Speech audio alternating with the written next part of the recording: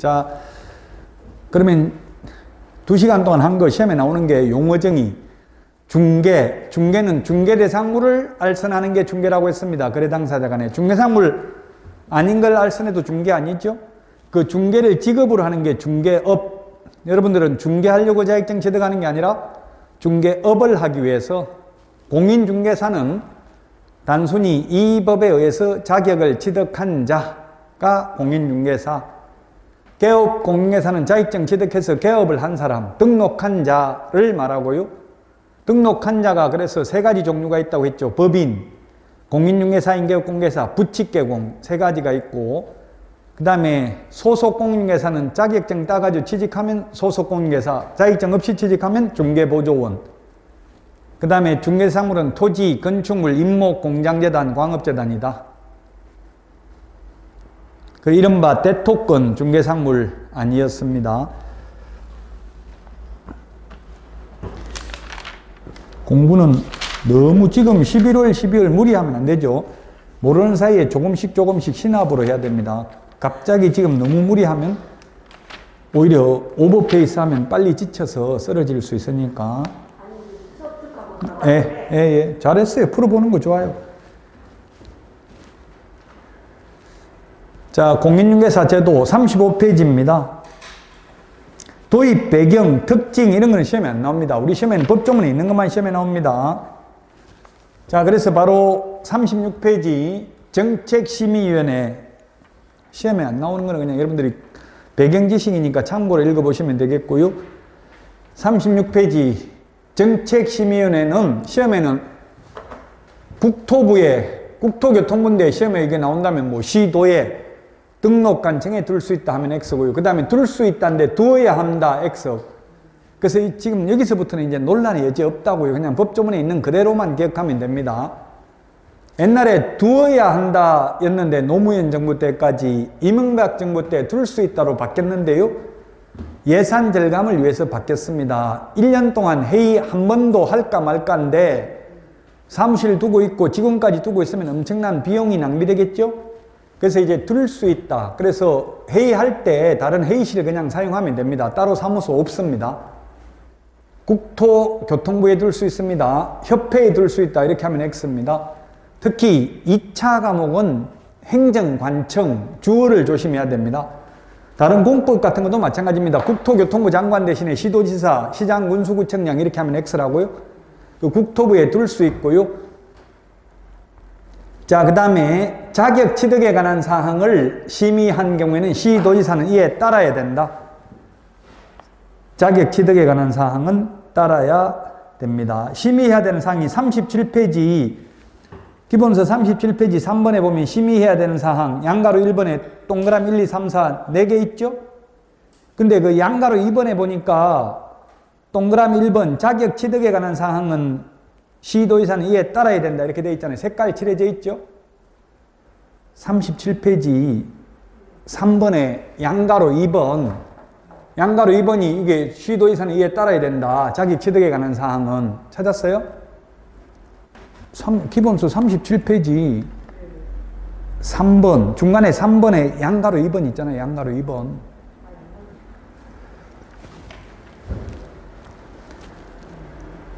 자, 그 다음에 위원장 일명 포함입니다. 포함. 제외하면 X입니다. 포함해서 7명 이상 11명 이하이고요.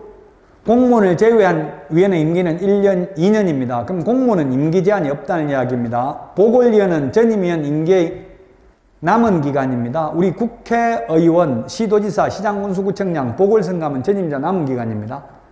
대통령의 경우에는 새로 시작합니다. 임기 5년. 회의 개최 7일 전까지 당사자에게 통보해야 됩니다.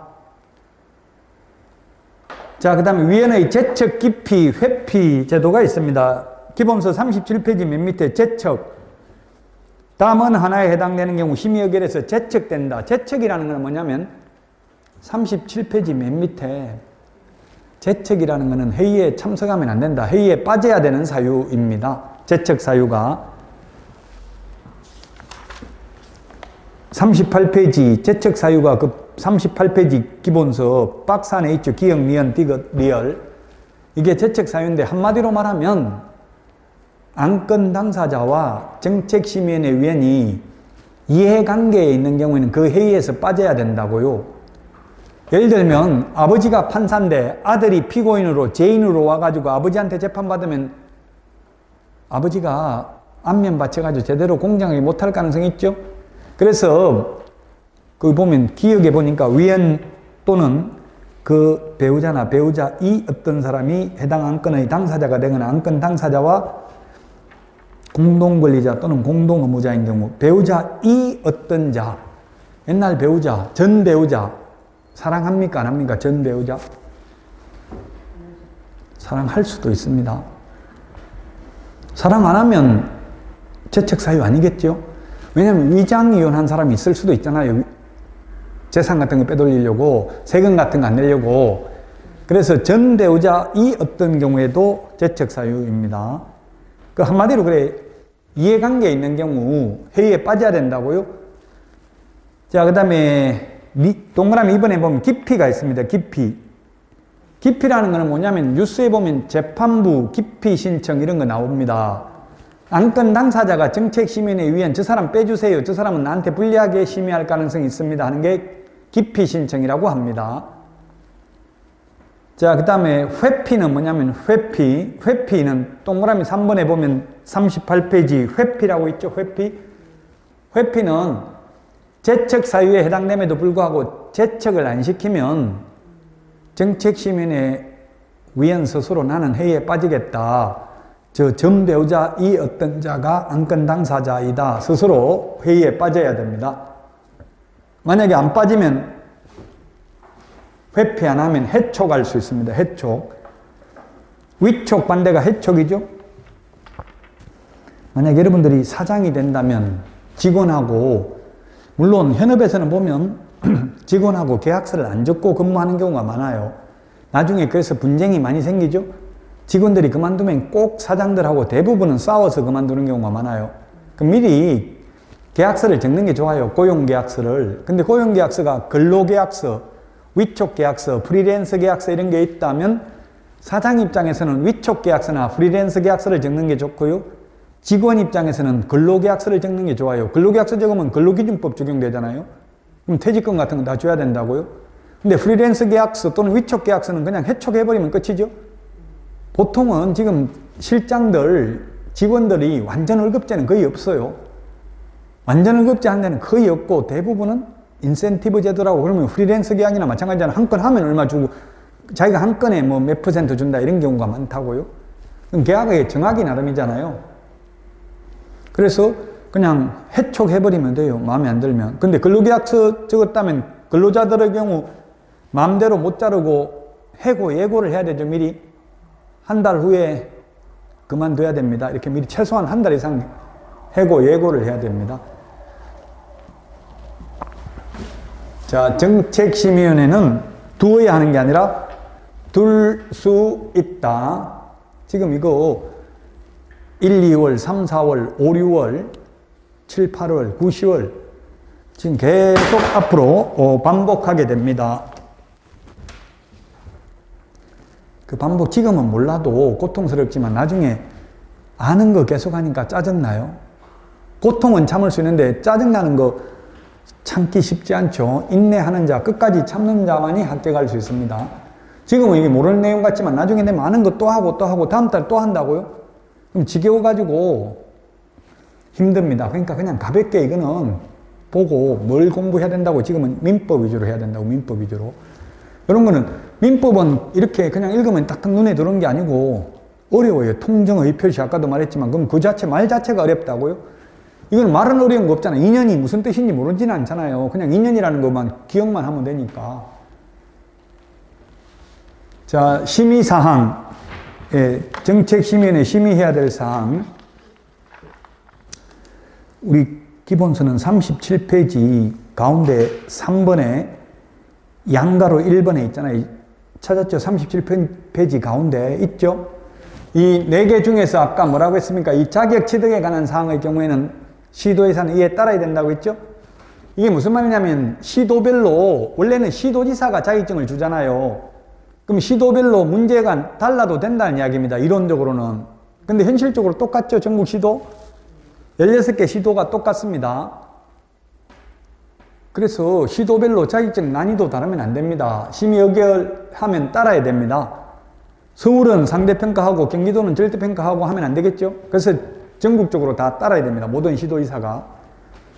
우리 공인중개사법상 시도지사라고 하면 공인중개사법에서는 시도지사는 특별시장, 광역시장, 도지사, 특별자치도지사를 말합니다. 즉 세종특별자치시, 세종시의 경우에는 지방자치법상은 세종특별자치시가 시도에 들어갑니다. 지방자치법상은. 그러나 우리 공인중개사법상 세종시는 시군구에 들어갑니다. 시군구. 그럼 세종에서 자격 취득하면 세종시장이 자격증 주는 게 아니라 충청남도 도지사가 자격증 준다고요? 법마다 조금씩 다를 수 있습니다. 법조문에 찾아보면 시도지사는 특별시장, 광역시장, 도지사, 특별자치도지사를 말한다라고 되어 있습니다. 이하 시도지사를 한다. 특별자치도가 어디에 있습니까? 제주도가 특별자치도죠? 그 다음에 뭐 우리 또 이런 질문 하신 분 있는데 특례시라는 게 있어요. 수원시하고 인구 100만 명이 넘는 창원시, 고양시, 용인시 이런 특례시가 있죠? 특례시는 우리 시험하고는 아무 상관없습니다. 우리 시험에는 아무런 영향을 안 미쳐요. 그냥 그거는 이때까지 뭐 공법에도 마찬가지예요. 대도시 시장, 인구 50만 이상이면 대도시 시장이죠, 공법에서. 이거는 우리 시험 범위에는 상관없다. 특례시. 특례시라는 말 안 나옵니다. 그래서 우리 법 조문에. 그리고 법 특례시를 반드시 말할 때 특례시라고 붙여서 불러야 된다는 의무도 없습니다. 자, 이 네 가지 심의, 요번에 33호의 시험에 박스 안에 이렇게 기억, 니은 이렇게 세 개를 넣어놓고 다음 중 정책심의원의 심의사항에 해당되는 것은 1번 기역, 2번에 니은 디귿, 3번에 기역 니은, 4번에 니은 리얼, 5번에 기역 니은 디귿 이런 식으로 시험에 출제됐어요. 그럼 5번이 답이 되겠죠.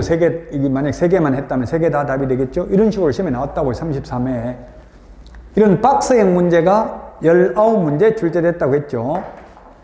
앞으로 이 추세는 당분간 지속될 것 같아요. 박스형 문제. 다른 과목도 다 마찬가지 박스형 문제가 요즘 트렌드입니다. 자, 이 네 가지를 심의해야 됩니다. 심의사항입니다.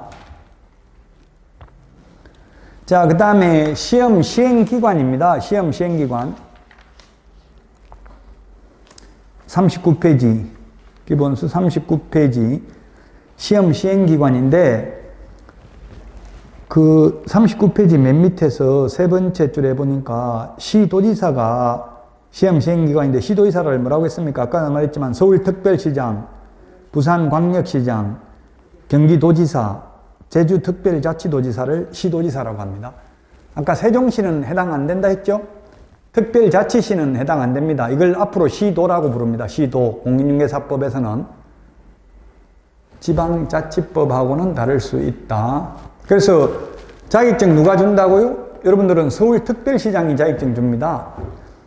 응시원서를 적을 때 주소를 2개를 적습니다. 주민등록상 주소, 현재 거주하는 주소 2개 적는데 실제 거주하는 주소지가 아니라 주민등록상 주소지 시도지사 명의로 자격증이 교부됩니다. 물론 현실적으로는 원서에 기재되어 있는 것만 보고 교부할 뿐이지 실제 주민등록이 되어 있는지 행정안전부 전산망을 통해서 확인하지는 않고 있답니다. 현실적으로.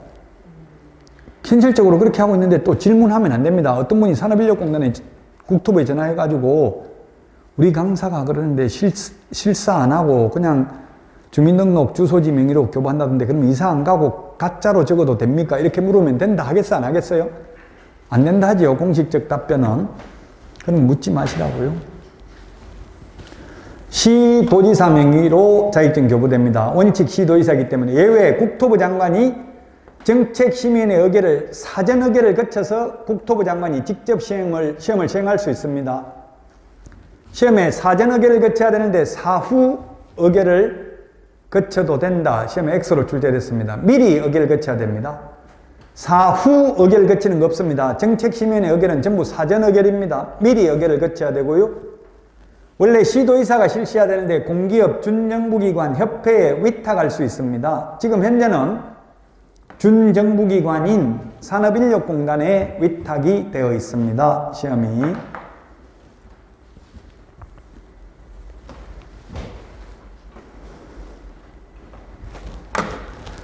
자, 그 다음에 응시자격입니다. 응시자격. 40페이지에 있네요. 기본서 40페이지에 보면 응시자격. 시험 못 보는 건 오로지 두 가지다. 부정행위하고 무효처분일로부터 5년, 자격 취소되고 3년간만 시험 못 봅니다. 나머지는 교도소에 있어도 시험 볼 수 있고요. 피성년 후견인, 피한정 후견인, 신용불량자 다 시험 볼 수 있다고 했죠? 부정행위 하면 5년간 시험 못 보는 거 제가 질의했어요. 너무 수능시험은 1년간만 시험 못 보는데 공인중개사는 5년 동안 시험을 못 보도록 하는 것은 형평성의 어긋남으로 개정해 주시기 바랍니다. 우리도 1년으로 이렇게 질의하니까 국토부 답변, 어르신 너무 심려치 마십시오. 적발된 사례가 거의 없는 걸로 사료됩니다. 이렇게 이야기하고 있어요. 적발이 안 될 뿐이지 부정행위 하는지 안 하는지는 알 수는 없죠. 거의 안 하게 할 수도 없어요. 현실적으로. 왜냐하면 옆에 앉아 있는 분이 공부 잘하는지 못하는지 알 수 없기 때문에. 자, 그 다음에 시험 방법입니다. 시험 방법. 시험은 1차 시험하고 2차 시험으로 구분해서 시행합니다. 근데 원칙 구분해야 하는데 예외적으로 구분을 하되 같은 날 동시에 시행할 수 있고요. 지금 현재 같은 날 동시에 보고 있죠? 1차 시험은 선택형이고요. 2차 시험은 논문형이 원칙이고 예외적으로 선택형을 기입형을 가미할 수 있습니다. 근데 1, 2차 같은 날 동시에 시행하는 경우에는 1차 시험하고 똑같이 2차도 원칙 선택형, 예외 기입형을 가미할 수 있습니다. 원래는 1차 선택형, 2차는 논문형으로 치는 게 원칙이라고요. 근데 지금 2차를 객관식으로 내려고 같은 날 동시에 보고 있어요. 1, 2차 시험이 구분되어 있는 것 중에서 같은 날 동시에 보는 것은 우리나라에서 공인중개사 시험밖에 없습니다. 나머지는 다 2차 시험은 다른 날 본다고요. 주택관리사도. 그 다른 날 보면 2차는 주관식으로 내야 됩니다. 그래서 지금 주택관리사도 30%가 주관식으로 나와요. 우리는 그럼 왜 객관식으로 내겠어요? 수험생들을 위해서가 아니고 채점하기가 어렵습니다. 40만 명이 원서를 접수한다고 거의 10만 명 정도가 응시를 하는데 10만 명 그 채점하려고 하면 주관식으로 내놓으면 엄청 1년 내 걸리겠죠? 그래서 객관식으로 출제하기 위해서 지금 1, 2차 같은 날 동시에 보고 있는 겁니다. 만약 동시에 보면 원래 2차는 1차 합격한 사람만 보는 게 원칙인데 예외적으로 같은 날 동시에 볼 때는 1차 불합격자도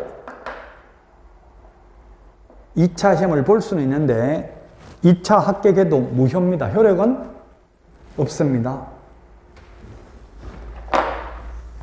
그래서 1차 떨어지고 2차 합격해도 소용없다는 이야기입니다. 근데 1차는 붙고 2차 떨어지면 그 다음 회에 1차가 면제되죠? 2차만 보면 됩니다. 자, 시험식입니다. 기본서 41페이지 위에서 한 6번째 줄에 시험식이 매년 1회 이상 실시합니다. 매년 1회 이상. 원래는 1회 이상 시험을 시행하는데 정책심의원의 의결을 거친 후 매년 시행하지 아니할 수 있습니다. 당해년도 시험을 시행하지 아니할 수 있습니다. 그럼 결론은 시험은 1년에 10번 볼 수도 있고 10년 동안 안 볼 수도 있습니다. 이론적으로는. 현실적으로는 1999년 10회 시험부터 10회 보고 나서 지금까지 22년 동안, 23년 동안 매년 봤습니다. 매년. 단 15회 시험은 2번 봤다고 했죠. 추가 시험을 한 번 더 어렵게 내면. 그래서 결론은 시험을 1년에 10번, 한 번 이상 실시해야 되는 게 원칙. 예외 시험 안 볼 수도 있다. 근데 현실적으로는 1년에 한 번씩 보고 있다.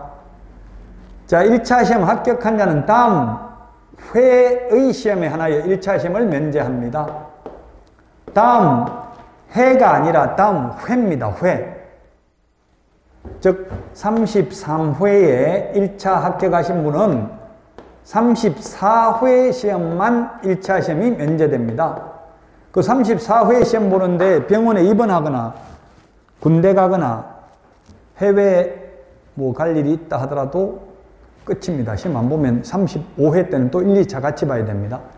군대 가더라도 소용없습니다. 무조건 다음 회입니다. 왜 다음 해가 아니라 회냐고 하면 시험은 매년 1회 이상 시행하고 예외적으로 당해년도 시험을 시행하지 아니할 수도 있기 때문에 그렇습니다. 다음 회의 시험에 하나여 1차 시험을 면제합니다.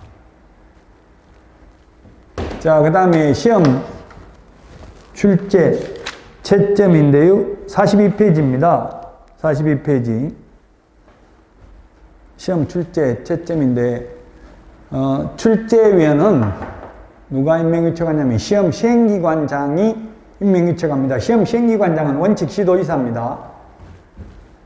신뢰도를 저하시키는 경우 다른 시험 시행기관장 및 그 출제위원이 소속하고 있는 기관의장에게 통보해야 되고 명단 통보된 출제위원은 5년간 위촉할 수 없습니다. 주로 대학 교수님들이 대부분 출제위원들이에요. 그럼 대학 총장에게 통보합니다. 부정행위했다고.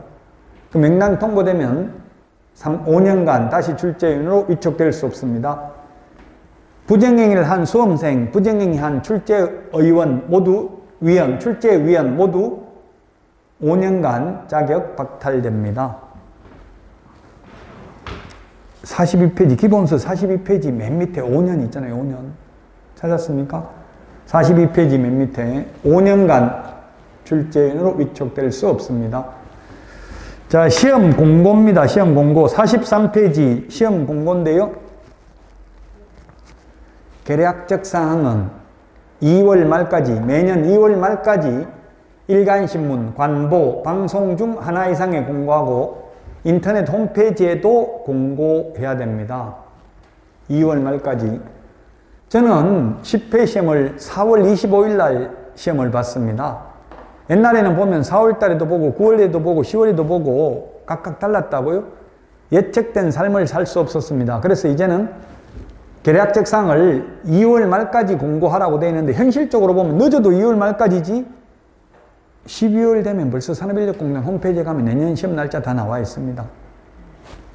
그 예측될 삶을 살 수 있도록 미리 옛날에는 한 달 전에 알려줬다고 한 달 전에 알려주면 공부를 해야 되는지 말아야 되는지 고민이 엄청나게 많았다고요. 그리고 이제 확정 공고 산업인력공단에서 보는 모든 시험은 90일 전까지 확정 공고를 합니다. 계략적 사항은 매년 2월 말까지고요. 기본서 43페이지에 있습니다.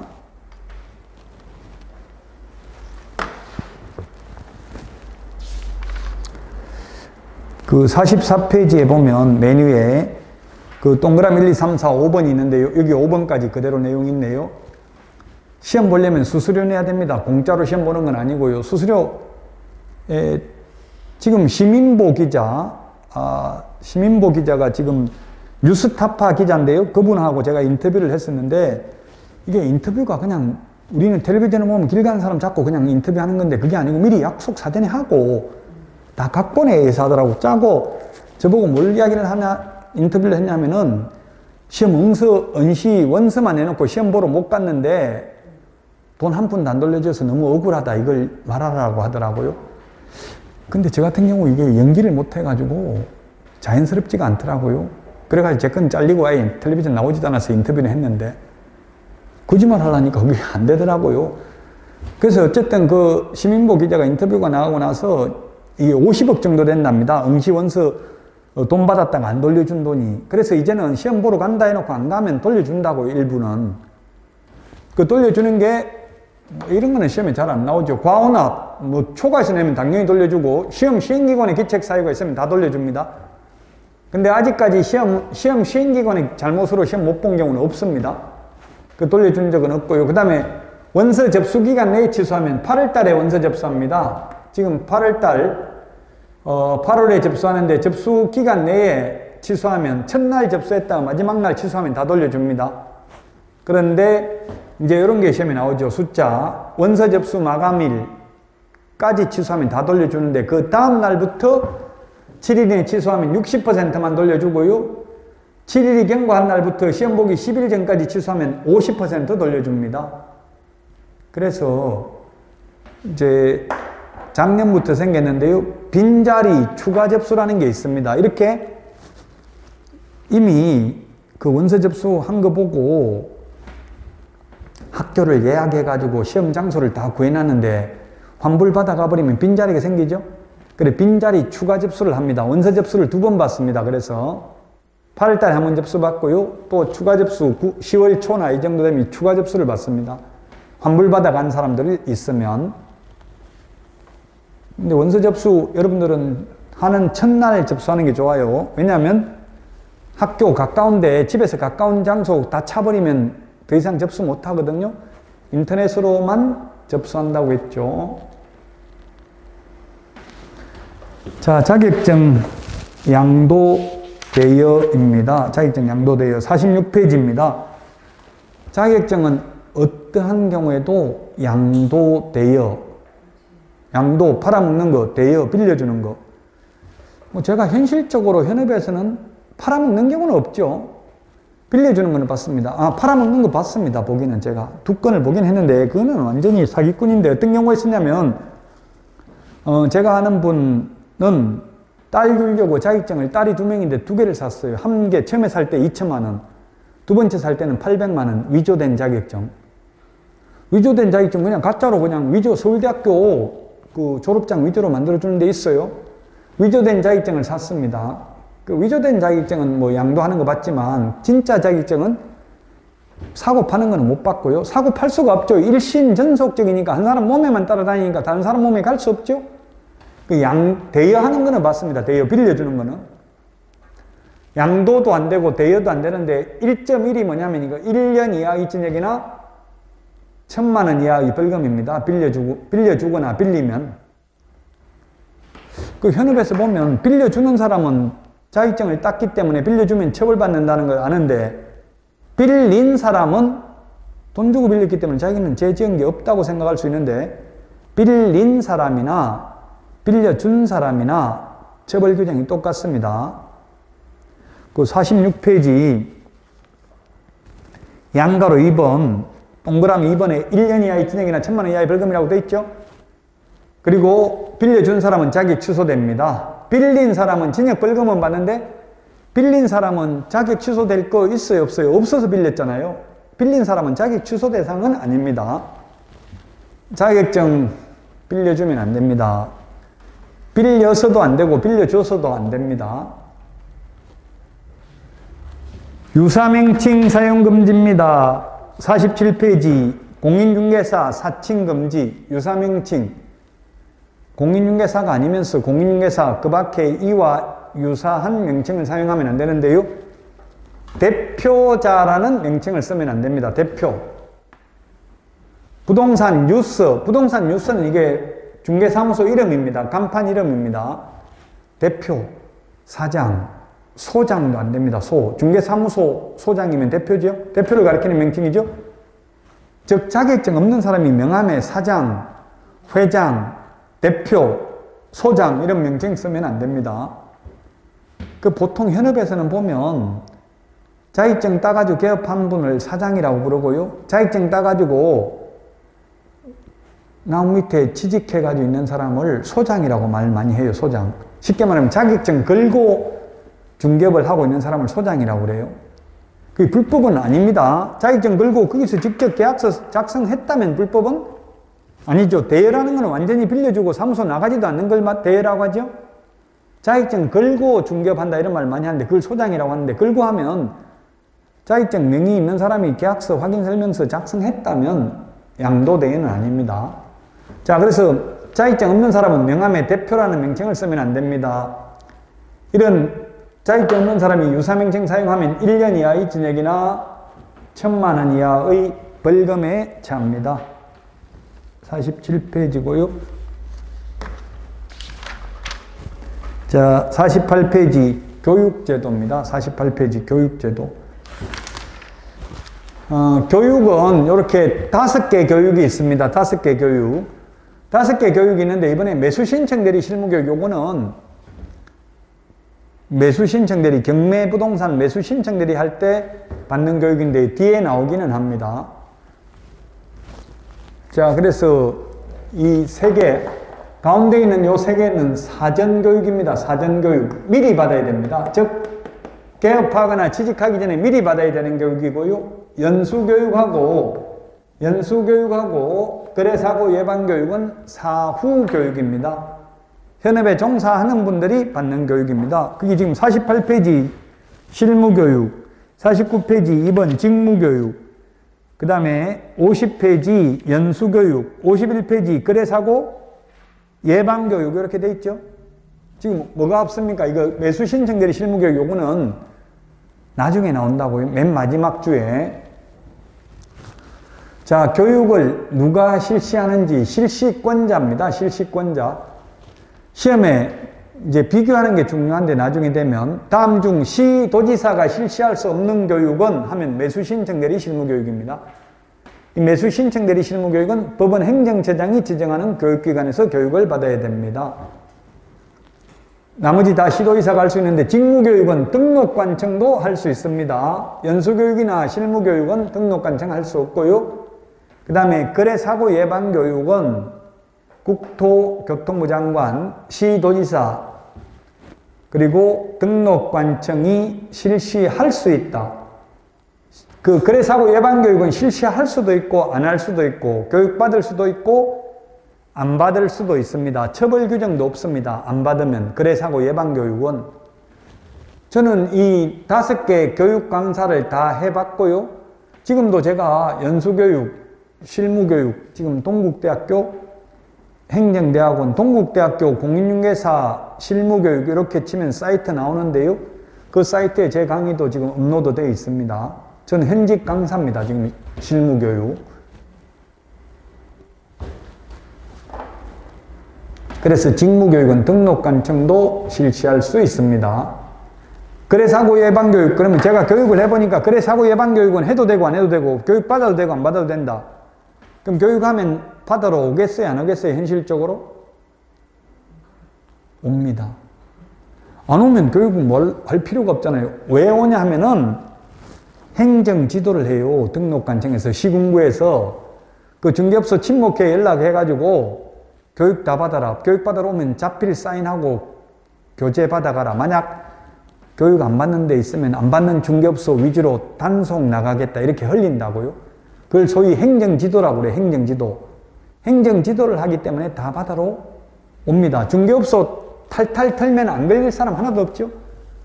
아무리 나는 잘못한 게 없다 생각하더라도 사무소에 그 계약서 확인설명서 3년 5년 보관하고 있는 거 사차치 다 뒤지면 하나는 위반한 거 나오게 돼 있어요. 무조건. 아무리 완벽하게 했다 해도.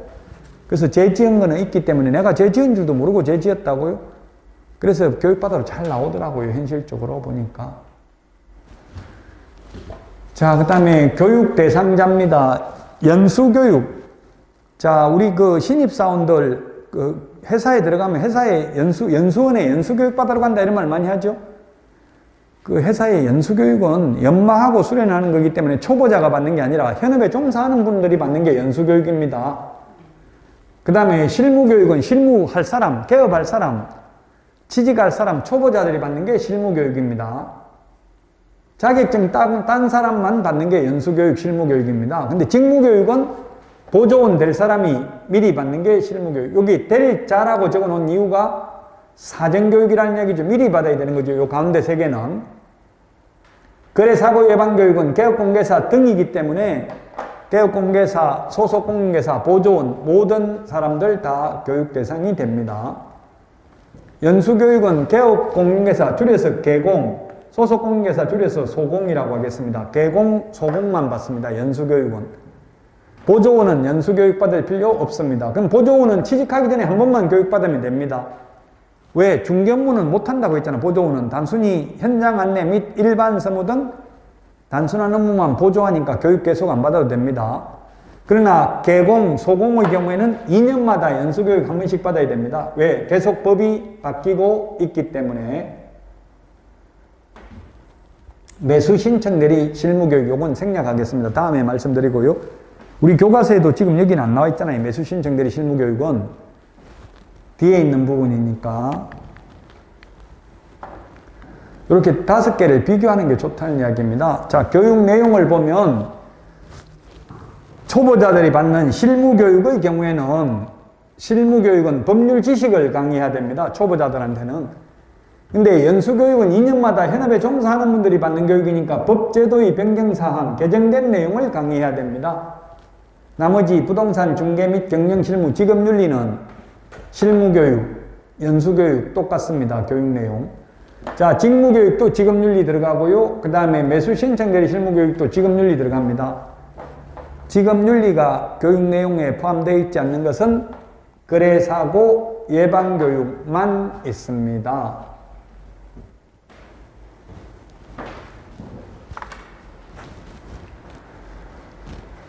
자, 그 다음에 교육시간인데요.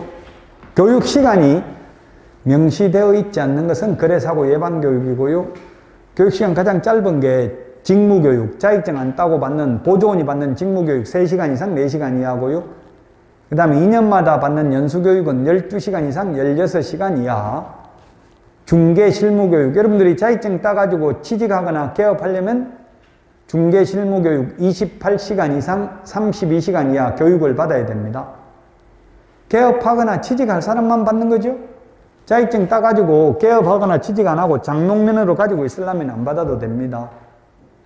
자, 그 다음에 가장 긴 게 매수신청대리 실무교육 32시간 이상 44시간 이하인데 요거는 다음에 말씀드린다고 했죠. 자, 거래사고 예방교육은 교육 10일 전까지 공고하거나 통지해야 됩니다. 연수교육은 2개월 전까지 통지해야 됩니다.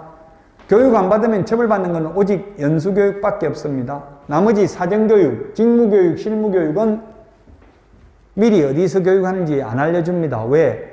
누가 개업할지, 누가 취직할지 모르니까 안 알려준다고요?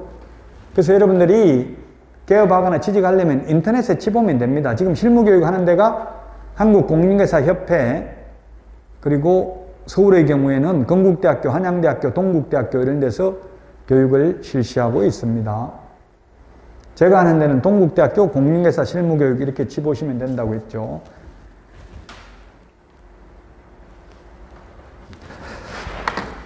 자, 여기까지 해서 지금 54페이지까지 했는데요.